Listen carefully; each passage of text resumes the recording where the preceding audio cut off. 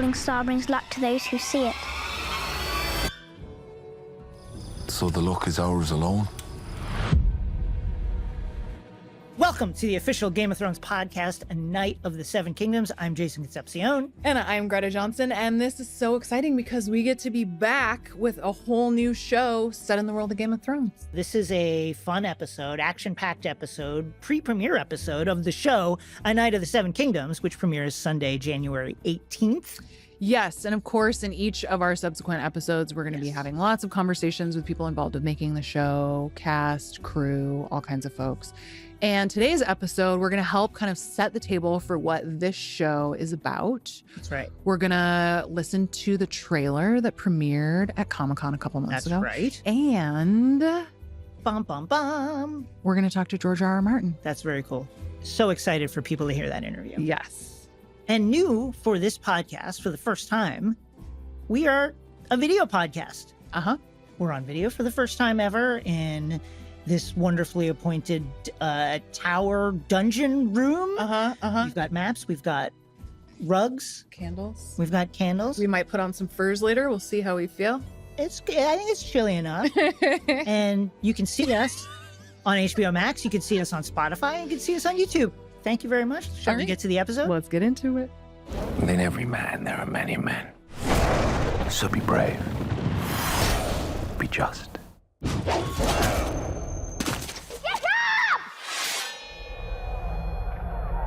Be tall. So, A Night of the Seven Kingdoms is based on a series of novellas from George R.R. Martin. The first one being The Hedge Knight, which is what season 1 is based on. I have not read these, but you have, right, Jason? I have. They're great. It's probably the most accessible way to get into this world. You know, I think the 5 books that are released, and some of them go 400, 500, 600 pages. Yeah, it can be daunting. But these are wonderful, intimate, warm ways to get into the world of A Song of Ice and Fire and A Game of Thrones. I love that. Well, and I think the show reflects that too. So it'll be really fun to watch along with everybody.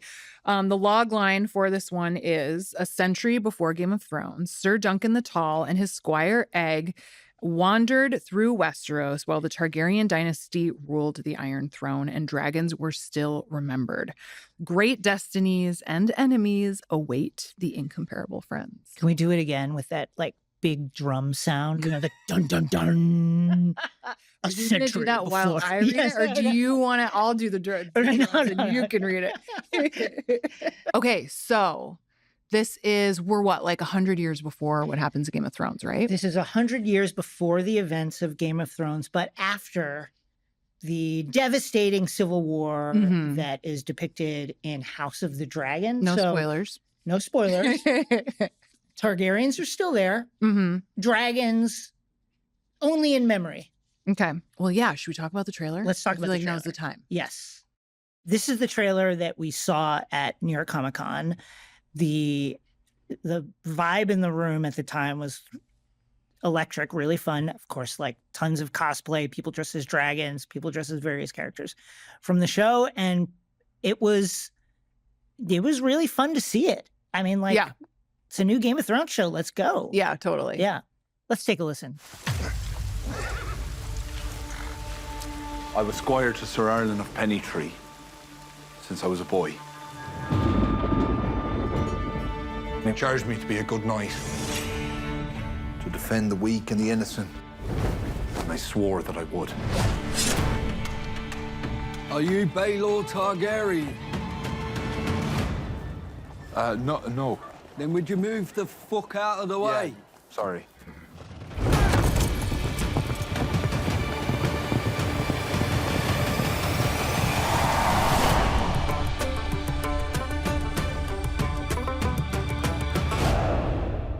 What'd you think?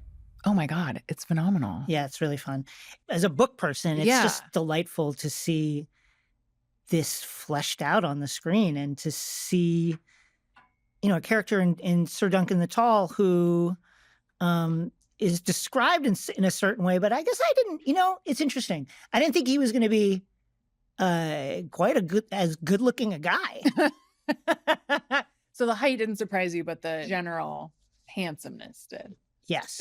And I think we should talk about the tone. Certainly a different Yes. kind of tone for a Game of Thrones Well, show. yeah. So for you as a book reader, Yeah. like because you see it in this trailer. It's funny. There's a certain humor, a certain lightness that does feel super unique. Is that reflected in the novellas? It is. The one thing that really comes out in the novellas is this is a much more down-to-earth story. There are princes and knights and royal people that saunter through, but it's primarily about, this hedge knight who lives very, very rough, on the road, with barely 2 coins to rub together. And that provides for a different kind of storytelling. Mm-hmm. And yeah, I think they've taken a really interesting, different angle here that I think I'm really excited to see it.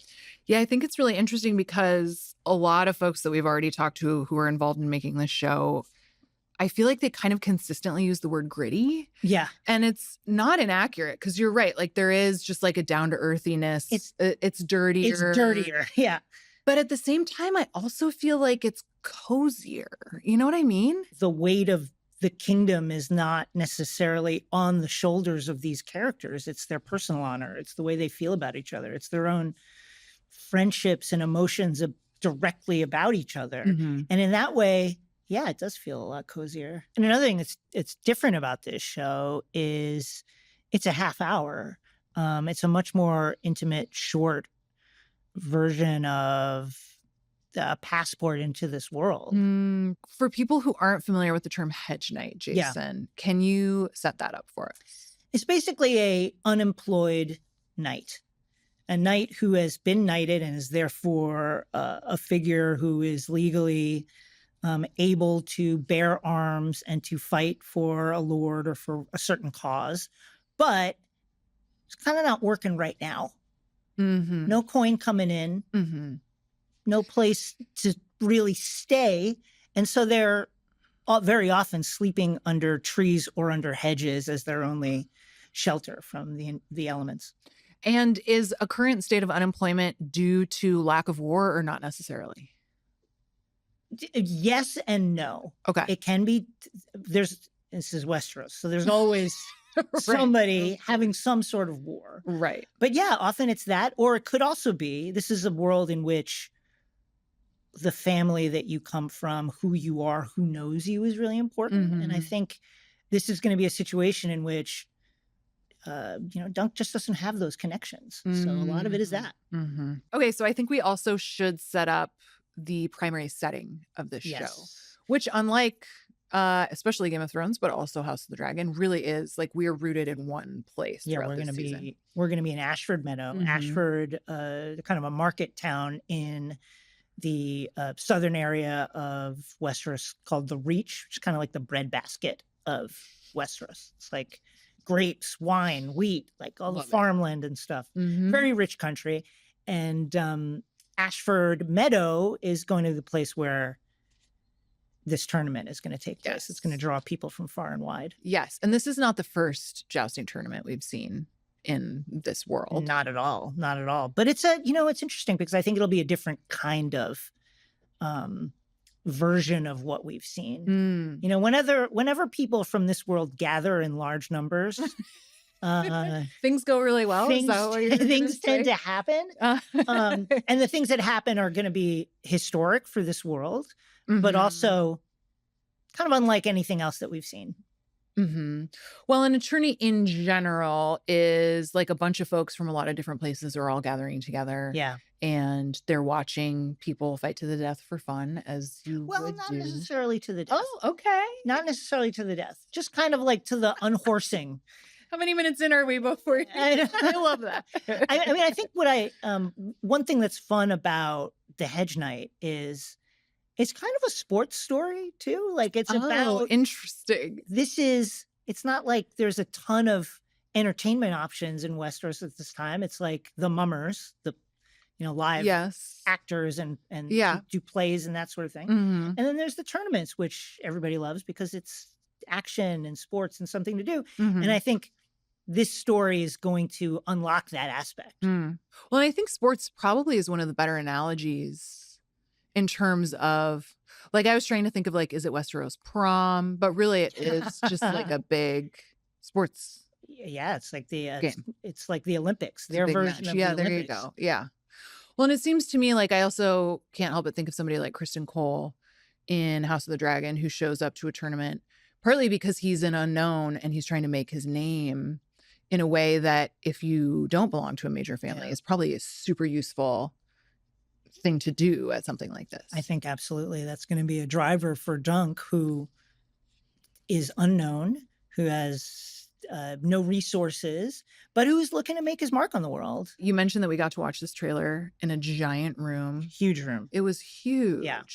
And it was really fun just to see. I mean, it really felt like there was just like a bubbling of excitement in that room watching that trailer. Absolutely. Plus George on the, George on Yeah, the, it was a great panel. It Yeah. was a wonderful panel. Yes, I'm thinking about how he wore a bowler hat and how delightful that was. It was a different hat move from him. Yeah, we liked it. Yeah. So yes, on the panel we had George, we had showrunner Ira Parker, Yes. and then we had our two main stars. Oh my God. Let's first mention young Dexter, Oh my God. who plays Egg, who is preternaturally talented. And so charming. Just Incredibly like, charming. yes. I believe he's 11 now. Yes. And when he was 9, when he was I filming think so. Yeah, that rings a bell. it's crazy to think like, oh my God, what was I doing at 9? And this kid's like doing fully fleshed out characters with relatable emotions. Like, Yeah. what? Yeah. And our Dunk, Peter Claffey, Oh my God. Amazing. was a wonderful guy. Yeah. Well, and I think something that's been fun to learn that I think also will make sense as you're watching the show is Ira talked about this a lot, the showrunner, that like these two, Peter and Dexter, bring so much of themselves to their roles of Dunk and Egg. And you really, I think like the whole room really got a sense of that Yeah. at this panel. Let's take a listen. The two of them have played off of each other so brilliantly. I mean, just even watching them, hearing about all the times you guys spent at the arcade, getting to know We each spent a other. lot. You guys still have all those tickets, We right? do. We're saving them up because We're saving up. yeah. What are you guys saving up for? Like There's- a PS5 There's or a like PS5 there. There's a couple of really cool. Do you know the way when you get like a couple of tickets, they give you like the real crap presents and stuff, but then you're like, there's no way you could get that many tickets. But we've been to the arcade like a kind of worryingly long amount of time. I mean, that's a great taste of the Yes. kind of chemistry that those two have, don't you think? Yes, absolutely. I mean, yeah, the way they're like even jumping over each other talking, it's I just know. like it's so charming. I think Dex can get the PS5 now. I bet. I mean, they've got to be close at this point, It's right? got to be close. I wonder like whose house the PS5 stays at. It's probably just Dex, huh? Well, you could have it on set, like on the Right. trailer. But like after filming, where does the PS5 go? I mean, I guess you'd do like a shared custody thing. You mail where, it back like, and forth or right. something? every 2 weeks. Every 2 weeks. Oh my gosh. This show takes place in a really unique period of Westeros' history. We talked about that a little bit. Let's hear from Ira from the panel they did at Comic-Con talking about that. This story takes place between the two shows that everyone has seen and that everyone loves, in a time where Targaryens don't have their dragons anymore, that they've very much on the decline, finding themselves in this weird middle place of, okay, so the thing that we use to conquer this kingdom doesn't exist anymore. And everybody starts asking, well, why are they still in charge? And so maybe they feel that they have to come to a tournament at Ashford Meadow in this backwater of a place that they probably wouldn't have done before, to show face, to show up, to shake hands. And obviously that kicks off our story in a very interesting way, bringing them into a head-on collision with our young Sir Duncan here. I think the biggest thing about this show, finding its place, sandwiched between these two giants, was just tone for us. These novellas are they're so lovely and sweet, and they have so much hope, but they also have just really brutal elements of this world that I think we've all come to love in Westeros, where anything can happen. There is a level of unpredictability that, resonates with people because that's just how your life is. That's a perfect way to say it. Yeah, it's a version of this world where the small folk, I wouldn't say they're empowered, but Well, no. not at all. But you're seeing rulers, the Targaryens, the other High Lords, Lionel Baratheon, who we'll meet, have to grapple with what the small folk think in a way that they kind of never really had to care about before. Yeah, that makes a lot of sense. I think it's also really interesting positioning just in terms of, I mean, you mentioned it a little earlier, the idea of being in a world in Westeros where magic isn't super present, dragons aren't around. Yeah. And I mean, what does that mean for folks in power? But then also, what does that mean just for the world in general is a really interesting question. Yeah, I mean, this is a world in which stability is what everybody is craving. The reason that the Targaryens were in power in the first place was dragons, yes, but also because they provided a framework for everybody to not have to be fighting each other all the time. Before they showed up, it was war, war, war, war, war. War with your neighbor, war with your allied with your neighbor against your other neighbor, and it was just that all the time. The Targaryens showed up with their dragons, and they kind of squashed that for a while. And now that the dragons are gone, everybody's kind of looking around and thinking, uh-oh. Right. How long can this last? And then you have Dunk and Egg just kind of like thrown into the middle of it. I think that, again, the smaller scale is going to be really interesting, I think. I think people are going to really... The more intimate nature of the storytelling allows different tones and colors to come up, don't you think? Like, yeah. it's Totally. The politics are still there and you can feel it. Yes. But it's also about how those politics intersect with people's everyday lives. So I think we should talk about one of the bigger questions that this show poses, which is the idea of what it means to be a knight. Oh, gosh. Well, that's the question, isn't it? What do you, as a non-book reader, your perception of that? As a non-book reader, I think being a knight has to do with nobility. It has to do with doing the right thing, even when people are telling you to do something else. And I mean, it's probably not too dissimilar from, you think about a word like chivalry or something, even in like real life medieval history.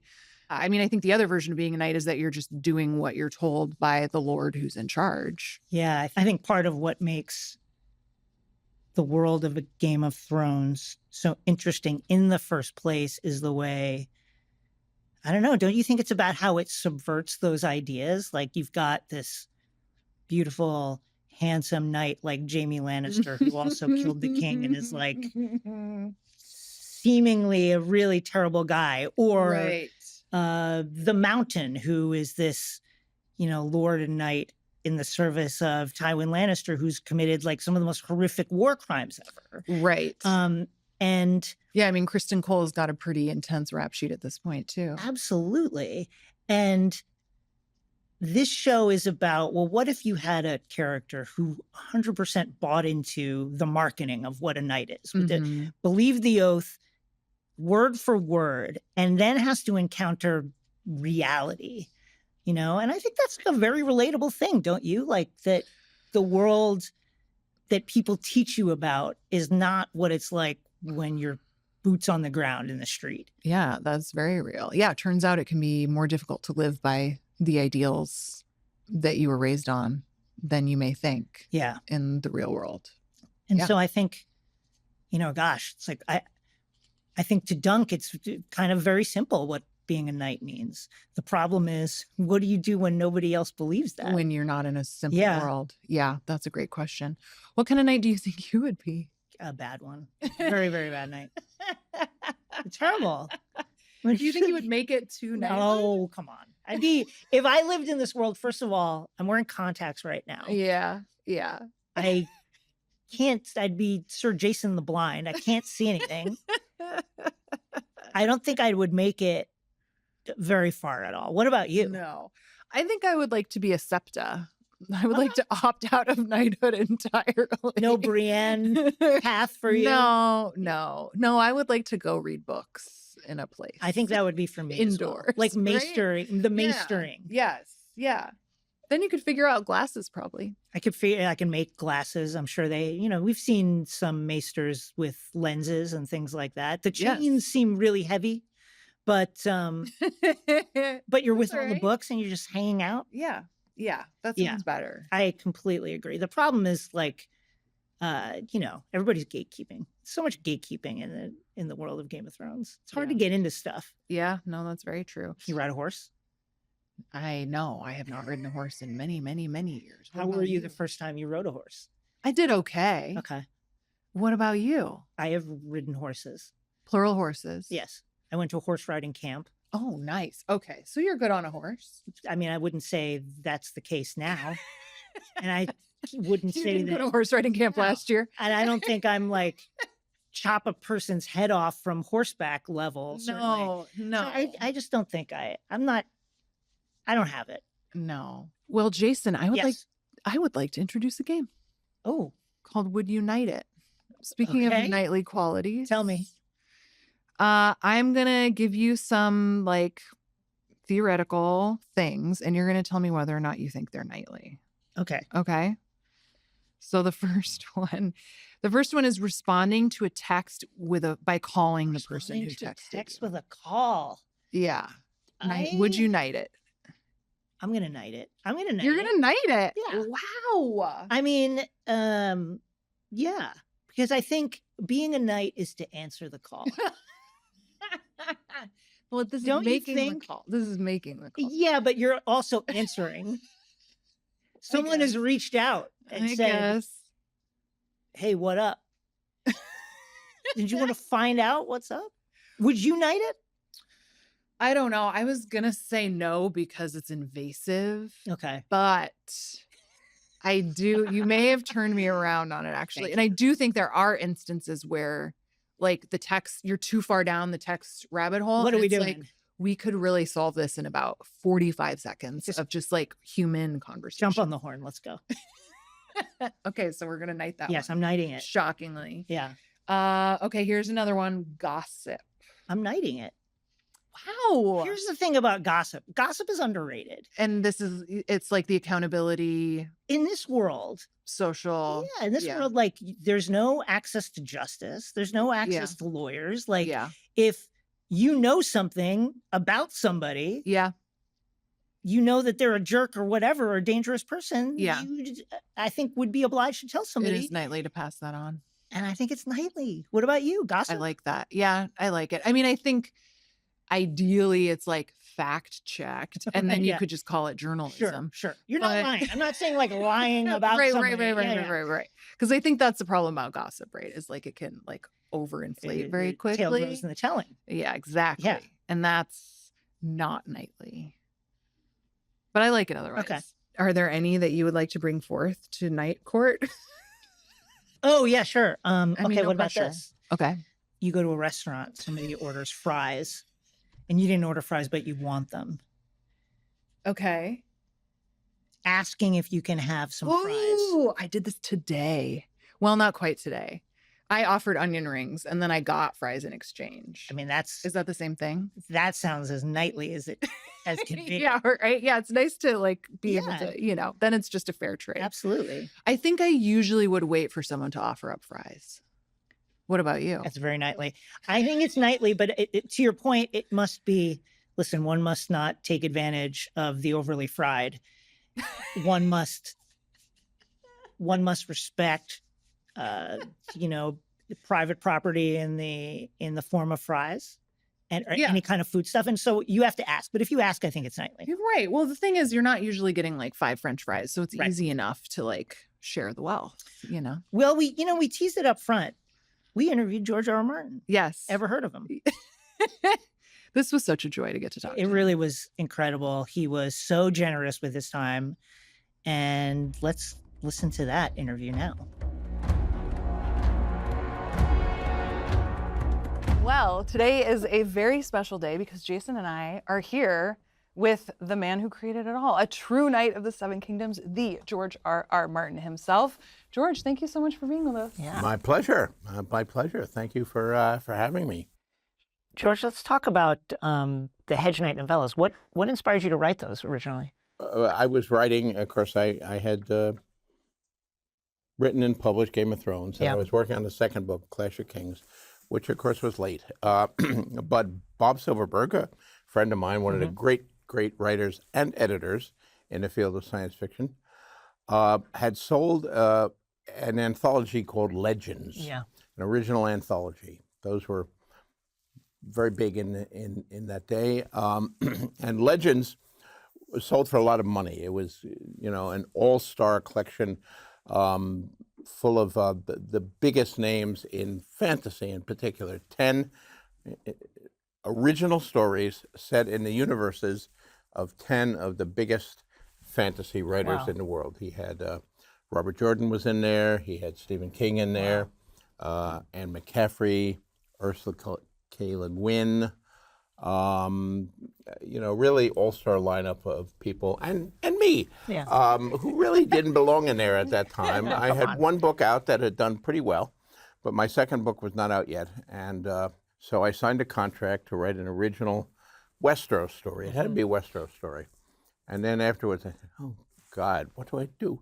I don't have a Westeros story for him, and I'm not finished the story yet. How can I write like a Tyrion story? Then it would give away what happens to Tyrion in the later books. So I said, no, it's got to be a prequel. Got to be a prequel. And for a long time, I didn't know what it would be, but then the idea came to me for what would become the Hedge Knight, beginning with Dunk. I wanted to tell a story that focused to some extent on the small folk, as I call them, on the people who are not lords. They were not contending. They weren't going to get the Iron Throne unless everybody else in Westeros died. So what all these things that are going on, the civil wars and the magic and the threat of the others or the White Walkers in the north, all of it, how does that affect the ordinary people? So I started writing what would become the Hedge Knight eventually. However, the interesting thing was I was still a few months away from delivering. Silverberg's deadline was the end of the year, which would have been December 31st. He said, all right, but you better be, I'm sending in his book January 1st, you better be in there or you are dropped. And, I got it done, and I delivered the Hedge Knight to him on December 31st. And oddly enough, he told me later, there were like 3 other writers who also delivered on December 31st. So I wasn't the only writer who didn't know how to make a deadline. But I'm very glad I did. That was one of the best decisions I ever made as a writer, because in subsequent years, going to cons, I ran into a lot of people who would said to me, I'd never heard of you before. I know you've been around a long time, but I'd never read any of your books. But I picked up Legends for the Anne McCaffrey story, but yours was the best story in the book. I picked up Legends for the Stephen King stuff, but I loved your stuff. I picked up Legends for Ursula K. Le Guin, you name it, but God, I loved your stuff. And then they continued to buy my book. So when Clash of Kings finally did come out, it sold a lot better than Game of Thrones. I saw a real uptick. The Hedge Knight is written very differently from a Game of Thrones in that we follow mainly Dunk's perspective for the entirely Dunk's perspective. Entirely. How does that change the storytelling for you? Well, it simplifies it in some ways. Sure. Because you're only writing from a single viewpoint. I mean, yes, when I began Game of Thrones, I have like 7 or 8 viewpoint characters in the first one, and I'm intercutting between them. And in later volumes in the series, I add even more characters. So it's a real mosaic of different people seeing the same events in different ways, having a different interpretation on them. But writing a short story or a novella in this case, where you're focused on one character and you're just seeing the story through him, that's a different sort of thing and can be very powerful. It can be also very challenging because, the character you're writing about doesn't necessarily understand everything that's going on. Right. And particularly, Dunk, I love Dunk. He's one of my favorite characters, but he's not the smartest character I've ever featured in any of my books. And he's certainly not, was the squire to a hedge knight. He roamed all around Westeros, getting jobs that lasted a month, maybe if he was lucky, or a battle. And, they fed him, but, in the Middle Ages, they had this whole thing about salt, as you may know. Yeah. They put a huge salt shaker on the on the table, big, not a little thing that we have, but a huge thing that had all the salt in it. And then you would sit at these long tables, and the question was, would you be above the salt or below the salt? Oh, wow. And if you were below the salt, okay, you could eat, but we didn't care too much about you. People, the nobles, the lords, the great knights, I love that. they were above the salt. That's perfect.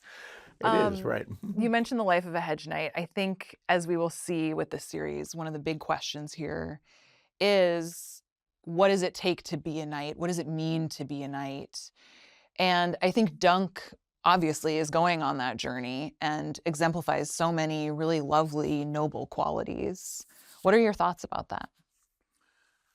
Well, I think that's a fascinating question. It's one of the things that interests me about this, the whole concept of knighthood. I mean, I was, even before the Dunk and Egg stories with just Game of Thrones and the other things, I've been fascinated by the concept of chivalry and knighthood and all of that.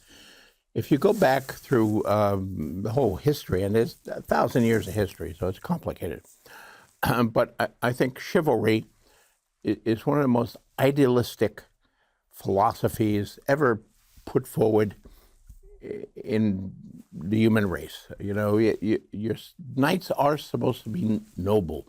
They are supposed to be protectors. They're supposed to protect the weak and the innocent, and they're supposed to protect women, all of that stuff. And it's really, in some ways, a very appealing kind of concept. It reminds me a little bit, because I started out as a kid as a comic book fan. Yeah. And, the superheroes. What the hell is Superman doing? What is Batman doing? Why these guys dressed up in spandex fighting crime? Well, it's an aspect of nobility. They want to leave the mark to make the world a better place. And that is the ideal of knighthood, and I find it very, very attractive. But the reality of knighthood was not at all that. The knights were soldiers in service to their lords, and they were like killing machines. They rode into. You read about some of these battles, Poitiers, Crécy, these battles, and the great knights killed 37 people, and holy shit, what magnificent warriors these knights have to be. Yeah. And then you look into it a little deeper and say, yeah, but the knight was on a horse in full armor, Right. and the 37 people were peasants, and they had hoes, and they were running across the field, and the knight killed them. There's still 37 of them, so it's something, but it's not quite as heroic as it seemed. And some knights did pretty bad things, So I find in the conflict between the ideal and the realistic, the tremendous grounds for powerful stories and for fiction. I think it was Faulkner who, in his famous Nobel Prize acceptance speech, he said, the only thing worth writing about is the human heart in conflict with itself. And I agree with that. And that's what these stories are about, the human heart in conflict with itself. It strikes me that you put a lot of that into Dunk, a lot of this kind of feeling, because his disillusionment with the reality of knighthood is such a motivator for him. What's it like? I mean, clearly this isn't your first adaptation, but I wonder what it's like to see the Dunk and Egg story come to life the way it is in this series. It's really magical, and I said that in a couple of the other interviews I've done today and in other speeches. I mean, when you write a book, a short story, a novel, it's a very alive to you. Not to everybody. All writers are different. You know, I once wrote a novella that won some awards and lost others, called Portraits of His Children. And it was about a writer. It was a supernatural story, but about a writer who's haunted by his characters, because they start showing up at his house and talking to him about his life and all of that. Now, I don't have any real flesh and blood children, but as that story kind of suggests, yeah, for many writers, your characters are your children. Yeah. And they're also you. I mean, to really develop a character, particularly a viewpoint character, correctly, you got to crawl inside their head. You got to try to see the world as they see it, try to feel the emotions that they're feeling, which isn't always easy, because sometimes you're very, very different from the person you're writing about. But nonetheless, it's crucial, and you wind up identifying with them, to a greater or lesser extent, and really trying to see the world or the things that are happening in the way that they do. So there's definitely a very close and emotional attachment there. That makes sense. Yeah, and if I have the time, there's more stories to tell about Dunk and Egg and their education and what's going to befall them in future years. Oh, we look forward to that. Well, that's lovely. George, thank you so much for talking with us. Oh, you're welcome. It's great. It's a pleasure.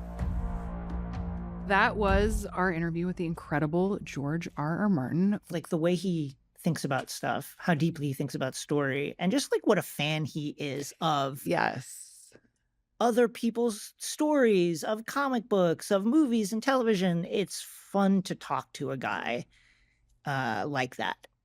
Yeah, it feels like he's really built his career off of, yes, creating these amazing stories, but also just like enthusiasm, and I think, to your point, like fandom. Yeah, because he is clearly so devoted to that, and I think fandom. it translates really beautifully in his work too. This is a guy who went to the very first Comic-Con. That's wild. Do you remember what year that was? 1964. Oh my God! The Beatles were that was just even earlier. Beatling. Beatling. They were still just holding hands. It's true. They weren't even doing drugs yet. What a delightful interview that was. Yes, that was really delightful. Yeah. Before we go, we also want to tell you about a new Game of Thrones mobile game that's called Game of Thrones Conquest. Nice. Have you played it? I have not yet played it, but I'm excited to play it. Awesome. It's a game that lets people enter the world of Westeros and keep the fun going. And listen, I think we all agree, the fun is always going. We got to keep the fun going. You get to build your own house, raise armies, claim your seat on the Iron Throne. These are the type of games that I get sucked into. That's the thing that gives me a little bit of trepidation. I understand. You're like, how many days, or am I just going to lose to this? As soon as I see my little people go out and chop wood and start building castles, I'm like, uh-oh, what happened? Is it daytime? The sun's rising? What day is it? You can download Game of Thrones Conquest today in the Apple or Google App Store, and HBO Max subscribers get special rewards. So go to gotconquest.com/podcast to claim yours. Awesome. Well, that's it for this episode, but we have a lot of really great stuff coming up.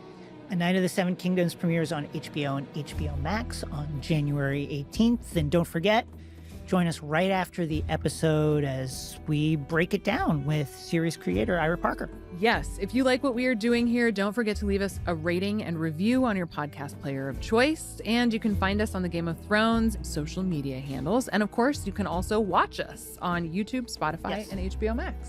The official Game of Thrones podcast, A Night of the Seven Kingdoms, is produced by HBO in collaboration with Same Boat Studios.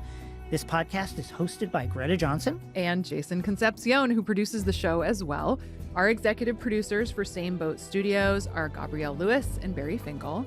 Our senior producer is Ben Goldberg, and the show is mixed by Hannes Brown, and our video editor is Stefano Sanchez, and our digital content producer is Insung Huang. Special thanks to Michael Gluckstadt, Allison Cohen-Sorokach, and Kenya Reyes from the HBO Max podcast team. And thank you for listening. We will see you soon when we have all met Sir Duncan the Tall and Squire Egg.